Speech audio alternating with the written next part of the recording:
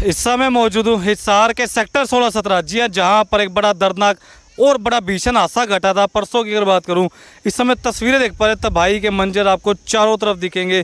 प्रशासन, सरकार और जितने भी संस्थाएं हैं, NGO सामने निकल कर आती जा रही है और पुनर्वास इनका करवाने की जद्दोजहद में इस समय सभी के सभी लोग, पर जितने भी शहरवासी, प्रदेशवासी पहले तो वीडियो को देख रहे हैं, ज़्यादा से ज़्यादा शेयर करें, कमेंट करें।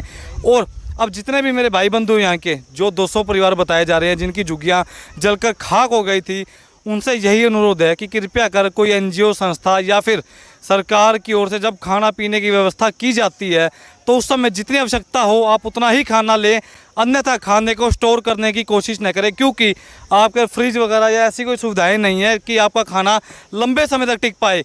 और खाने की वेस्टेज इस समय होती हुई बिल्कुल ठीक सामने भी दिखाऊंगा आपको, और अभी भी एक बार आपको सबूत दिखाऊंगा। थोड़ा सा रोटियाँ किस प्रकार गिरी हुई बिल्कुल ठीक सामने, देखा अंकित भाई दिखा दे एक बार, ये देख रहे रोटियाँ गिर पड़ी बिल्कुल ठीक सामने। वो ब्रेडें फेंक रखी बिल्कुल ठीक सामने, वो भी दिखा दें, वो बिल्कुल ठीक है, ब्रेडें वगैरह फेंक रखी। भाई ठीक है, आपकी मजबूरी है, आपको सहायता की ज़रूरत है, पर उस सहायता का भी दुरुपयोग तो ना करें। जितनी ज़रूरत है, जितनी आवश्यकता है उतना ही ग्रहण करें भोजन को। आपके लिए बाद में भी भोजन की समाप्ति तो है नहीं, भोजन तो आपको जब खाने का मन करेगा तब भी सामने के सामने टेंट लगे हुए हैं, बड़े बड़े NGO संस्थाएं सामने निकल कर आ चुकी है, प्रशासन लगा हुआ है बड़े ज़ोरों शोरों से, ताकि 200 परिवारों को दोबारा से बचाया जा सके। और जो छोटा बच्चा जिसकी जान चली गई थी आग में झुलसने के कारण, उसके परिवार को भी आर्थिक स्थिति मजबूत करने के लिए और कुछ दोबारा से सेटअप करने के लिए या राशि भी दी जाएगी। फिलहाल पार्षद अमित ग्रोवर से भी वार्तालाप करने की कोशिश करेंगे। इस समय मौके पर फिलहाल मेरे साथ मौजूद है नील कुंडू समाज सेवी, जो हर हिसार के छोटे बड़े मुद्दे में आते हैं, मुद्दे को उठाते हैं और सच्चाई का अगर बात करूँ डट कर सामना भी करवाते हैं लोगों से भी, क्योंकि लोगों को चमची भरने की आजकल आदत है। ये सच्चाई है, वो चमची भरी नहीं जाती, ना ही भाई साहब ना ही मुझसे। अब करे तो करेगा। भाई साहब नमस्कार। नमस्कार जी। भाई साहब कुछ लोग थोड़े खफा हो जाएंगे वीडियो देख के मेरी, क्योंकि मैंने बताया कि खाना लोग फेंक भी रहे हैं, ज़्यादा ले रहे हैं। अब खाना आपने भी मैंने भी खाना है, सोचते हैं कि तीसरे बंदे का और ले लें, गलत है सही है? भाई खफा होने की जरूरत नहीं है भाइयों। देखो आप किसी को देवा देना है, आप सोचा 5 परिवार का मुंह में पड़े, वेस्टेज ना जाए खाना। वेस्टेज की मतलब ये ख़राब नहीं करना चाहते, हम कहते ये नहीं करना चाहते। आप देके जाते हो, इनके पास कोई फ्रिज तो है नहीं भाई, ये स्टॉक कर लेके चलो। ये बेचारे स्टॉक के लिए आते हैं भाई, कोई NGO क्या पता शाम को आए भाई, दिन का स्टॉक कर लें, बच्चों के लिए कर ले, बच्चे कहीं जा रहे हैं, कोई काम करने जा रहा है, लेकिन इनके पास कोई फ्रिज थोड़ी है भाई, ये स्टॉक कर लेंगे, वो सेफ रहेगा खाना। इसलिए मैं इनसे भी निवेदन करता हूँ, जो ये झुग्गी झोंपड़े इतना ही ले एक टाइम का जितना आप पेट भर सकें, और दिन में NGO और आती है, आप भी तरीके से ले, वही उतना ही ले जो कर सकते हैं। शाम को भी आते हैं और लोगों से भी निवेदन करते हैं आप भी इस बारे में अवेयरनेस फैलाएं। जो ये चैनल है HBN, ये अवेयरनेस ही फैला रहा है। ये इसमें कमेंट ना दो भाई आप तो ऐसे करने लगे, इनका गरीबी का मजाक उड़ाने लगे। इतना बड़ा दर्द है भाई, दर्द है ना सबको, जिसमें इंसानियत है ना। देखो जो आदमी है ना, और जो इस जगह पर खड़ा हो गया आके उरे, तो इंसानियत है जदे खड़ा हुआ भाई। नहीं तो आपने देखा है हमारे पूरा शहर अभी नहीं, आज के यहाँ पे नहीं आया है, पूरा शहर होगा तो उस दिन और भी होगा। जैसे हमारे मंत्री जी हैं, मंत्री जी ने दौरा करना चाहिए, यहाँ के कैबिनेट मंत्री है, उन्होंने भी दौरा करना चाहिए, आना चाहिए, संभालना चाहिए। वोट हो ना हो, एक इंसानियत तो है ना, एक इंसानियत पहले है। कोई अपना प्रदेश का आके बस है, ये अपने लिए ना अतिथि है, चाहे गरीब हो चाहे अमीर हो, अतिथि देवो भव। कोई भी अतिथि होता है उसके कारण क्यों अपनी कोठियाँ बनती है, ये बनते हैं। ये भाई तो मजदूरी करते हैं, चलो आप मजदूरी तो देते हैं, लेकिन एक इंसानियत होती है। कोई गरीब है, उसके साथ हादसा हो गया, ये हादसा हुआ सिलेंडर फटने के कारण हुआ है, इस पे ध्यान देना चाहिए। मैं कहूँ तीसरी बार हादसा हुआ है इन झुग्गी झोपड़ियों में, पहले वहाँ पे हुआ था उस तरफ 16-17 में, तीसरी बार हुआ है। इसके भी कोई कारण रहे होंगे भी, 3-3 बार ये हादसे होते हैं। मैं तो भाई इतना ही कहना चाहता हूँ, एक तो झुग्गियों का जो फासला है ना 10 फुट का किया जाए भी, एक झुग्गी से 10 फुट के फासले पर। जगह तो नहीं है, 10-10 फुट का फासला भी दे दो, यूँ तो रोड भी बीच में लेनी पड़ेगी। जो हालात इस समय दिख रहे हैं, 200 परिवार दोबारा बसाने हैं भाई। ऐसा तो है ना, शहर में यही जगह है 16-17 की, सेक्टर 1-4 के पास भी पड़ी है, रेलवे की ज़मीन है कई जगह वहाँ भी पड़ी है, और यहाँ पे रोड पे भी कई जगह ऐसे पड़ी है। अलग अलग झुग्गियों वाले ने भी सोचना चाहिए ना भाई, एक ही जगह बसने की बजाय आप ना अपनी ज़िंदगी को सेफ करने के लिए न्यारी जगह बना रहे हो। एक जगह जमघट करना कोई ज़रूरी को नहीं होता, जगह बहुत पड़ी है, सरकारी जगह नहर की तरफ है, जैसे रोड के ऊपर वहाँ पर जगह, आप 10 झुग्गी वहाँ डाल ली, 10 वहाँ डोल ली, क्योंकि उससे क्या है, आग या कोई आगजनी होगी ना उसको आसानी से बुझा बुझाया जा सकता है, झुग्गी कम होगी तो बिचड़म में पता नहीं चलता, क्योंकि बच्चे सोते होते हैं। देखो आग लगती 200-250 झुग्गियों के चपेट में ले लिया, और वो आगे भी 200-250 थी, उनती ले लेती तो थोड़ा योजना बिल्कुल। भाई साहब राम राम। हम लोग को नहीं बोल रही। नहीं, खाना पीना मिल रहा है टाइम टू टाइम? हाँ भैया, टाइम से तो मिलती खाना। कोई समस्या तो नहीं हो रही खाने पीने में? न कोई सा दिक्कत नहीं होती है। कोई एनजीओ संस्था जो बाहर भी टेंट लगे हुए हैं, खाना पीना पहुंचा रहे हैं? सारा भी आता है खाना पीना। ठीक है, कोई पैसे वगैरह तो नहीं लिए जा रहे हैं? फ्री सेवा है? नहीं, कोई नहीं। फ्री होगा? कोई नहीं, फ्री है। खाना टाइम मिल रहा है?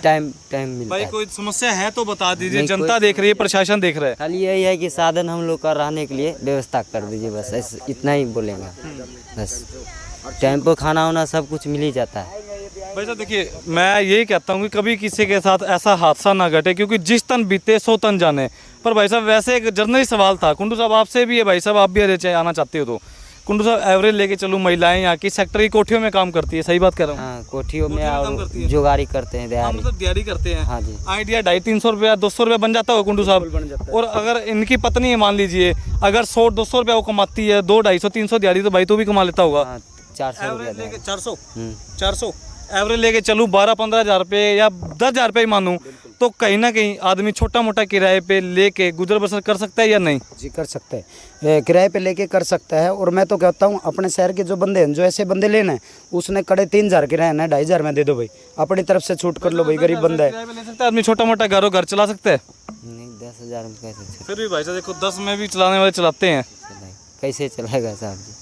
तो मिलजुल के, जैसे आपकी घरवाली काम करी कोठियों में, आप भी कमा रहे 300-400 रुपया, तो घर की एवरेज जैसे कमाती है तैसे खा पी को भी बराबर भी हो जाती है, एक पैसा नहीं बचती हुई। तो बच्चे ऊँचे है तो बच्चे तो बहुत है ना, इसलिए तो खाने भाई बच्चों का मैं बताना चाहता हूँ, इन्हें परिवार नियोजन होता है ना, एक मिनट रुको, परिवार नियोजन होता है ना, उस पर भी ध्यान देना चाहिए। ये कहते हैं ना बाबूजी बच्चे ज़्यादा है, तो बच्चों पे जैसे है ना योजनाएं चलाते हैं, 2 बच्चे अच्छे, तो 2 बच्चे की योजना आप लोगों ने भी चलानी चाहिए, ताकि बच्चे ज़्यादा ना हो और अपना परिवार गुजारा आसान से कर सके। आप कितने सालों से यहाँ पे रह रहे हो?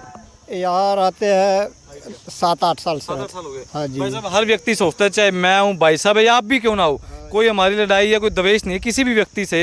हर व्यक्ति सोचता है कि मेरी औलाद धक्के ना खाए। मान लीजिए आप मजदूरी करते हैं, आप नहीं चाहेंगे कि आपका बेटा मजदूरी करे, सच्चाई होगी।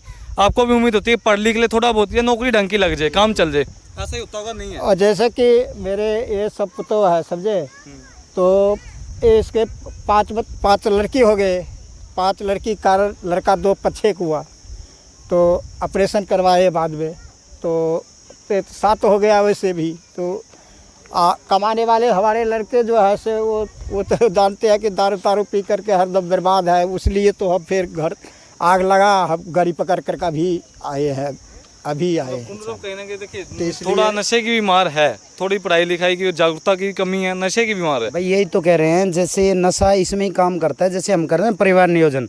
जब अपने खुद पे शरीर पे ध्यान दीजिए, परिवार नियोजन पे कैसे, क्योंकि ये जो चीज़ें होती है ना, देखो अपराध होता है वो भी है ना नशे के कारण होता है, और जो ये बच्चे पैदा करते हैं ना हम, ये भी है ना कई बार है ना नशा इसका कारण होता है। हम होशो हवास में होते, हमें पता नहीं होता, हमारे 4 बच्चे 5 बच्चे ये हो जाएगा, तो है ना अपना बैलेंस बिगड़ जाए। मैंने इस जगह पे ये बात तो नहीं करनी चाहिए बातें, लेकिन मैं कहता हूँ किसी चीज़ का है ना नियोजन तरीका भी होना चाहिए। भाई कोई बात हुई है और दुख बहुत है, उधर बयानी थे बाहर, भाई मौका पानी नहीं पाए, दुख बहुत है भाई। इंसान का चाहे कोई जाति का हो, कोई धर्म का हो, कहीं का हो, गरीब हो अमीर हो, नुकसान हो ना, दिल में तो पीड़ा है भाई। लेकिन मैं एक टेक्निकल और वो बातें कहता हूँ, परिवार नियोजन पे, नशों पे, इन चीज़ों पर आपने ध्यान देना चाहिए। और जो झुग्गी झोपड़ी अब गल रही है, उनका मैं तो कहूँ 10 फुट का डिफरेंस आप करो, क्योंकि आपके फायदायक लग जाए, एक झोपड़ी में लग जाए तो है ना बुझा सकता है जल्दी से बंदा, और नज़दीक होगी वो धीरे धीरे सारी पकड़ लेगा। तो 10 फुट का गैप हो, और यदि मैं कहता हूँ जो सेक्टर वासी है, 16 वासी और सारी संस्थाएँ हैं, वे इकट्ठी होकर इस पे बारे में विचार किया जाए, मंथन किया जाए कि जितनी कोठियाँ हैं इनको काम भी मिल जाएगा। एक जुब्बी एक कोठी के पास डाली जाए, प्लाट खाली है वहाँ पे, उसको वहीं काम मिल जाए, वो वहीं से काम मिले। जुगिया भी अलग अलग होगी, आग ना लगने का तरीका भी खत्म हो गया भाई, दूर जुगिया होगी, कम होगी। परमानेंट इलाज तो नहीं है ना वैसे? परमानेंट इलाज क्या है? परमानेंट तो कौन भाई, प्लाट तो कदे बनेगा, फिर वे उठा देंगे उनको। परमानेंट तो इलाज को नहीं, आप नू ला लो चलो सरकारें या संस्थाएं ये मकान बना के दे दे तो या तो ज़मीन तो सरकारी है, सरकार तो देवे को नहीं है ज़मीन, और सरकार भी कितना को दे देगी। चलो इसकी जगह मैं आ जाऊँ सरकारों पे, देखो जो बोझ पड़ना है ना वो तो पड़ना पब्लिक पे, सरकार तो घर तक कौन देती, बिजली का बिल है, मीटर, कुछ भी टैक्स है लेवे तो पब्लिक से ही है।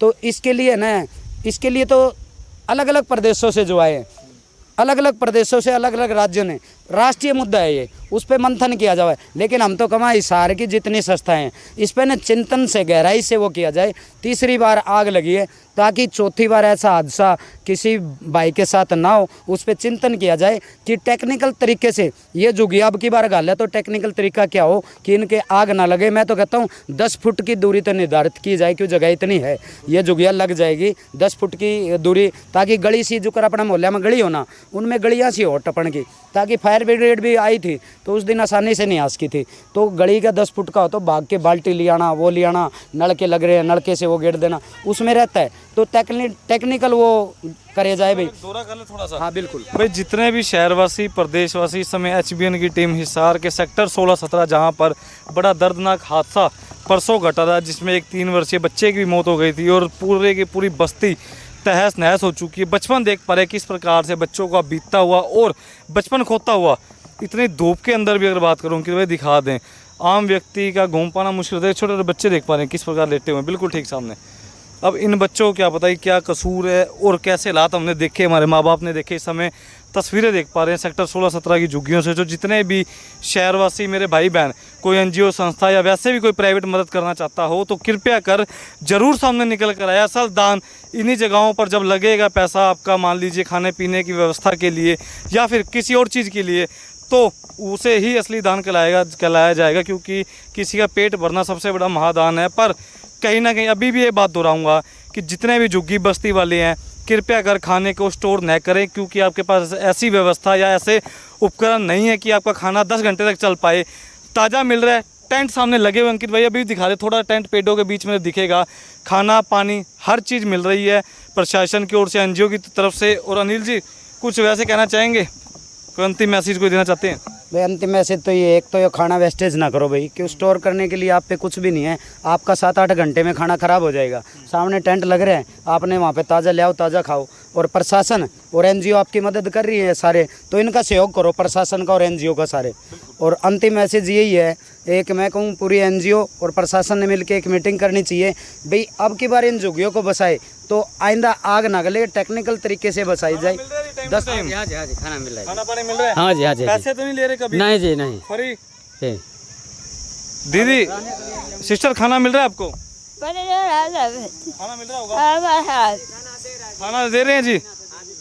कोई पैसा तो नहीं मांग रहा आपसे? कुछ नहीं ले रहा जी। मान लीजिए 2-3 घंटे बाद जाना हो खाना खाने के लिए, खाना है 24 घंटे वहाँ पे?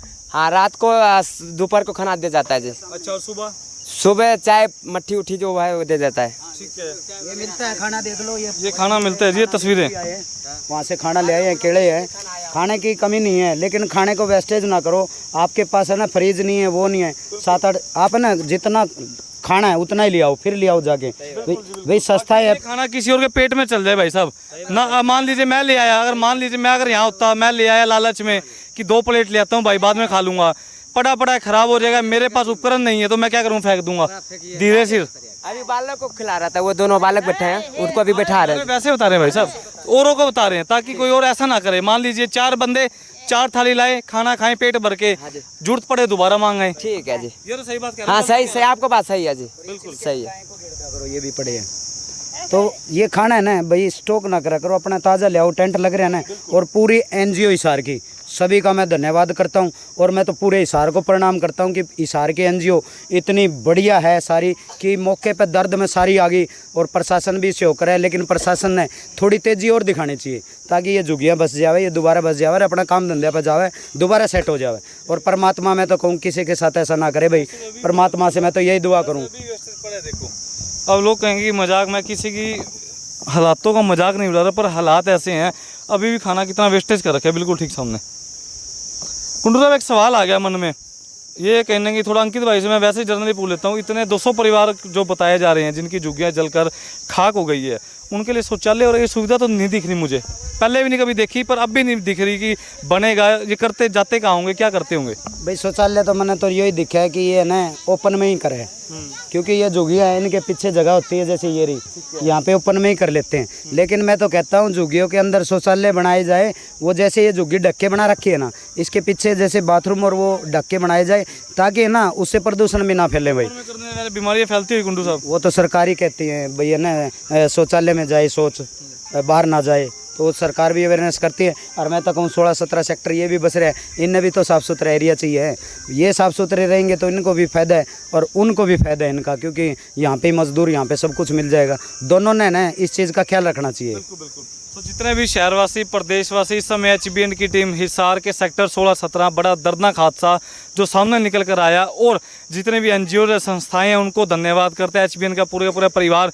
और एक व्यक्ति के लिए भी कहना चाहता हूँ, जो आज सुबह मैं मिलकर आया हूँ, तकनीक की अगर बात करूँ ग्राउंड जीरो की, विजय ठाकुर, जिन्होंने यहाँ पर 250 से 300 व्यक्तियों के लिए अगर बात करूँ ब्रेड की व्यवस्था सुबह कर दी थी। कोई व्यक्ति उनके पास गया था और उन्होंने कहा कि भाई साहब हमने सेक्टर 16-17 की झुग्गियों में ब्रेडें देनी है खाने के लिए, पाओ। उन भाई साहब ने ना तो 1 रुपया लिया, तुरंत प्रभाव से बगैर कुछ सोचे समझे थैले पैक करवाए और यहाँ पर भिजवा दिए। भाई उन भाई साहब को भी, विजय भाई को भी धन्यवाद बनता है। सो जितने भी शहरवासी, प्रदेशवासी वीडियो को शेयर करें, कमेंट करें, और आपकी क्या राय है कमेंट में अपनी राय रखना ना भूलें।